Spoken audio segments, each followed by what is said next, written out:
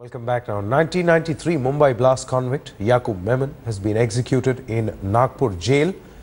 The execution reportedly took place at 6:30 a.m. today, just an hour and a half after the special three-judge Supreme Court bench rejected his last-minute mercy plea. The post-mortem of the body is over. The formalities took about an hour. Importantly, a decision has been taken to hand over the body to Yakub's family. It will be flown to Mumbai by an air ambulance at 1 p.m. Now, earlier, keeping sensitivities in mind, the family had been informed of a long list of conditions if it wanted possession of the mortal remains. These included that the funeral to be a low-key affair. Police has also made it clear it does not want a public procession and has said that pictures of the body should not be released.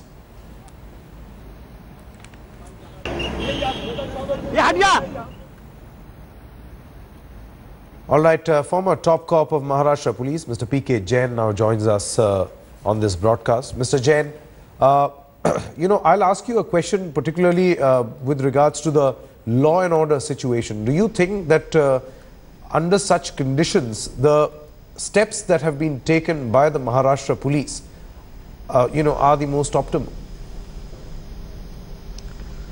See, the police they are seized of the sensitivity of the situation. They are aware that the religious frenzy has been whipped up by some of the political parties, especially the OIC brother and the MIM party.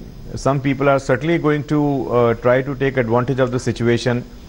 A group of the so-called intelligentsia and the wise men of this country have already tried to approach the Supreme Court repeatedly, trying to put spokes into the entire process of the judicial system. The public are by and large aware. A lot of emotions have been pent up now. So though the police are capable, they have taken all kind of precautions to ensure that the entire process remains peaceful. Yet the possibility of some kind of trouble cannot be ruled out. The police will have to be especially careful in all the sensitive areas along the procession, the route of the procession when it is taken to the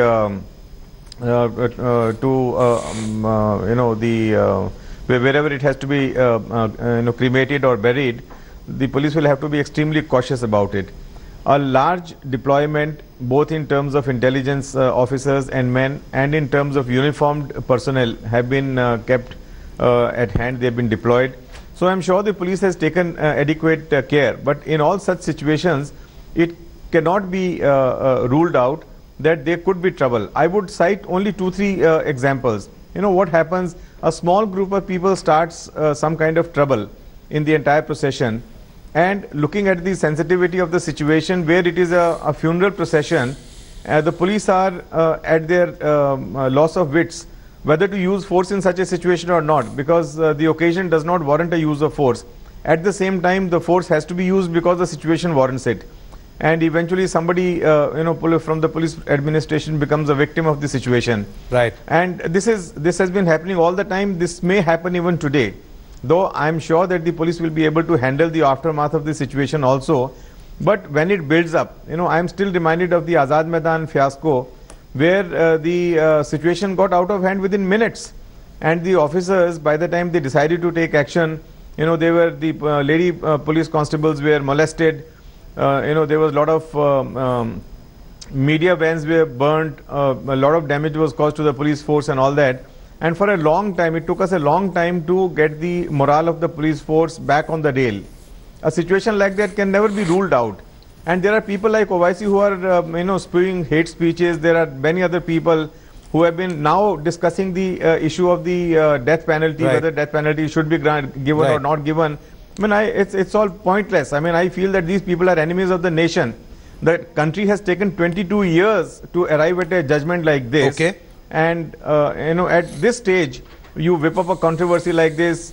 You basically charge the emotions of the people. You provoke them. So as a police officer on the ground, the situation is extremely sensitive. Okay. It has to be handled with a lot of sensitivity. Okay. It has to be handled with a lot of professional Absolutely. competence. Absolutely. Mr. P.K. Jain, many thanks for joining our broadcast right here. In fact, these are pictures that you see on your screen right now from Mumbai's Mahim. This is the residence of the Memons, where there is heavy police deployment now. Rapid action force has been deployed over there. There's heavy barricading that has taken place. So nothing is now being left to chance. These are visuals from Nagpur. These are visuals from Nagpur, where the body has been handed over to the family of Yakub Memon. Those are relatives of Yakub who are sitting in that ambulance. And the ambulance, you can see, is now entering the Nagpur airport. And from here, in an air ambulance, it will be on its way to Mumbai. Those are the pictures that we are getting you on your screen right now. In just a short moment from now, we'll be joined in by Rahul as well as Mayuresh, our other reporters who are in fact on the ground at this moment. These were of course pictures from earlier in the day from Mumbai, where the security has been increased. We'll go back to those pictures from Nagpur. These are the pictures that have come in just now of that ambulance taking the body as well as relatives of Yakub Memon to the airport, from where an air ambulance is going to take it to Mumbai.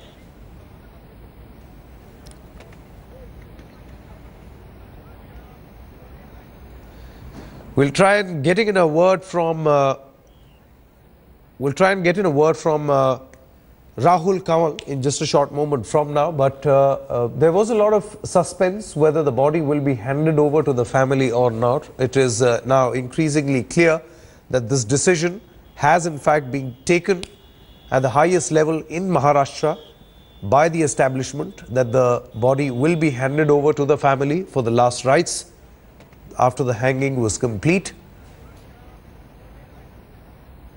So the body has now officially been handed over. The relatives of Yakub Memon are inside that van, and they will be moving towards Mumbai in that air ambulance.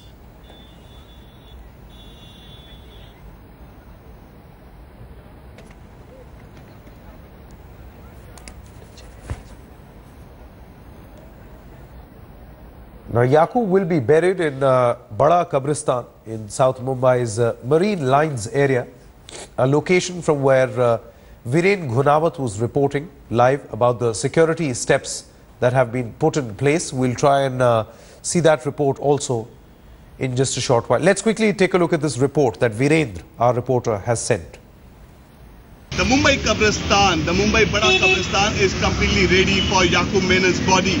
You can see right now we are outside the Bada Kabristan at Chandanwadi area, where the senior police officers have arrived. The special commandos have been posted here. In fact, 35,000 policemen have been posted in different corners of Mumbai city to face any untoward incident if that happens in the coming hours. But this is a Bada Kabristan. It's a quite old Kabristan. The family wants to do the entire crematorium process in this Bada Kabristan for a reason that the father of Yakub Memon had been lied, the body had been lied here, even the lied here. So that's the reason the family opted Bada Kabristan. That's the information we are getting. In fact, the personal details of all those people involved during the crematorium part of Yakub Memon, that the personal details have been taken.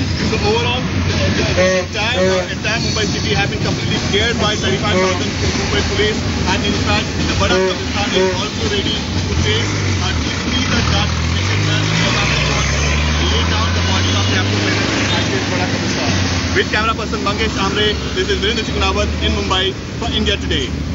We'll try and fix that audio in just a short moment from now. But Rahul Kamal now joins us from Nagpur. Rahul, we can see that the family has been handed over the body. The ambulance has now reached the Nagpur airport.